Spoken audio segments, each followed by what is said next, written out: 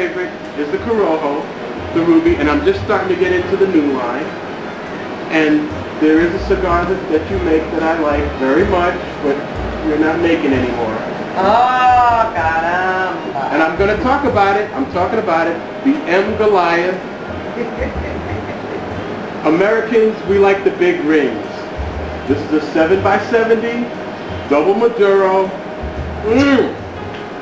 But unfortunately, you're not going to make still making the M Maduro, right, double Maduro, but you're not making but the I'm making the 6x60. Okay. In other words, there is not enough 20-inch and over leaves for, and the price point really sucks for the 7x70. For me, it doesn't for you. Excuse me, I have to interject. Oh. That's it. This is it. That's it. That is the M. Goliath. Wow. I have one left in my box. And that's my last one, and nobody's getting it. And I'm saving it for a very special occasion.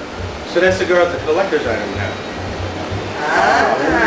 I don't have any. Would you like it? No. Okay. I'd give it up to you only because it's your stamp. Otherwise, nobody else is getting it. So Maria, I want to say one thing. I noticed, I heard you mention the fact, you mentioned aging. Are you a big advocate for aging tobacco? Not to age tobacco. Now what is it? Because a lot of people don't know. Like, why do you, like similar to aging scotch or fermenting wine, why is it important for you to age your cigar? From the time you make a cigar to the time, to 6 months it changes, to 1 year it changes, to 2 years it changes. So the longer, and it mellows out and it marries together. They marinate the cigars. So if you, like for example, when we age them, we put them in cedar boxes, and all the same sizes are in the same cedar box, and all of mine are in the same section, okay? And my Maduros are in a different section than my naturals are. Why? Because we don't want the natural to, unless it's a royal, because a royal also produces a Maduro. So it's all science. It's not, it's something that's been done through the ages, and it's proven to be correct. Now, I had a friend of mine who worked with the Cuban government for many, many years, and when he went to a factory and he saw the boxes aging, he went, "Why do you have all these boxes here?" And I said, "They're aging." And he said, "Oh, we don't do that. We don't have time for it." So that's the difference. That's why I'd love for them to open it up to the Cuban market, because Cuban tobacco, when it's all Cuban tobacco, is fantastic. But how many are all Cuban tobacco? Right. Properly aged. No, unless you age it, they're not going to. They're not properly aged. They're not going to. And as a matter of fact, that friend of mine will age tobacco, will hide a box, and bring it to me. And I have 2 in my humidor, so I get to compare all the time. Sure. And some are very good, and some aren't. Like everything else. One thing you were saying about taste. I've noticed that when I wake up in the morning, my taste buds are one way, but I'm the kind of person that sometimes before I drink coffee, I have a cigar, but usually it's after. And I have an espresso, 2 or 3. That's just to get going.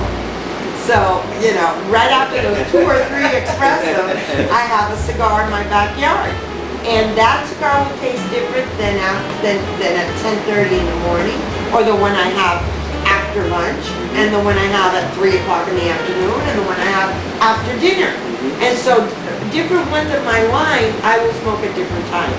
But there's some lines of mine that I can smoke 24 hours, 7 days a week, that and they will be good with no matter what I eat. I feel that way about the Ruby. A man after my own taste. I feel that way about the Ruby. Hey, you know what? And the Maduro. I feel that way about the Maduro also. Yeah. Hey, I put everybody onto the Ruby. Just don't take a picture of his t-shirt. No, I knew from the gate that the Ruby was going to be the flagship. What'd you score on the Ruby? 90. Got a 90 on the Ruby. That's right. I think that one's going to score higher. I don't know. Oh, you're just starting it. You'd be very surprised. Wait till you get to the middle. Wait until you get to the middle of that. It's going to get creamy. it's gonna change. The flavor is just gonna... The aroma is unbelievable. No. Wait with That that is one. a really nice aroma. Wait I'm with not gonna that lie. one. Wait with that one. That Maduro has got me hook, line, and sinker. Hook, line, and sinker. Yeah, I'm in it all the way. Well, you know, a lot of the GNS members are fans of the Maduro leaf. Yeah. We love Maduro. There's always more flavor in Maduro. It's sweeter. Yeah. The Maduro wrapper is a sweeter wrapper. And that's a double Maduro, so it makes it extra smooth, extra creamy, extra sweet. That's why this one's sweet also. And it has a beautiful roar. Beautiful. Lots of smoke. You want to take a picture of this? Yum.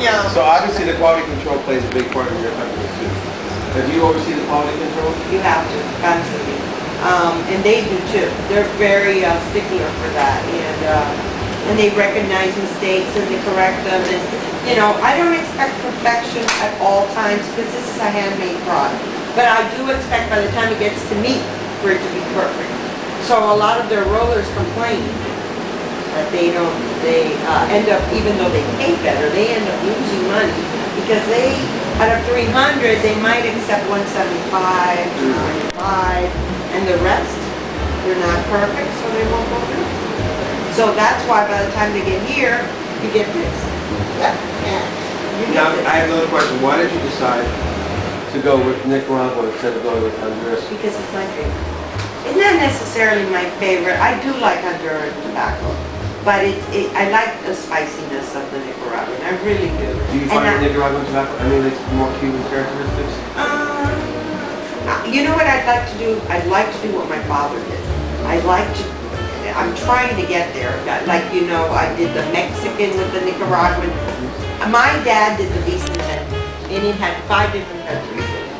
And that's going to be a project and a half because nobody wants to get out of their comfort zones, and I pushed out of the comfort zone because you don't want to do the easiest route and you don't want to do what everybody else does. And I would prefer not to do it. Notice that even though these do have Nicaraguan, they're a little different than, especially the Ruby, especially the Maduro.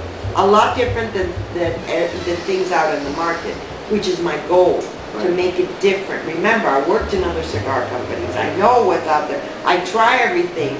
So I'm not saying mine is worse or better. I'm just saying they're different. How did you decide to go with the Mexican San Andreas as opposed to... Well, because I really like it. I really liked it, but I had no experience whatsoever in blending with it, and I was really surprised how difficult a time I had. That was the lack of experience with working with Mexican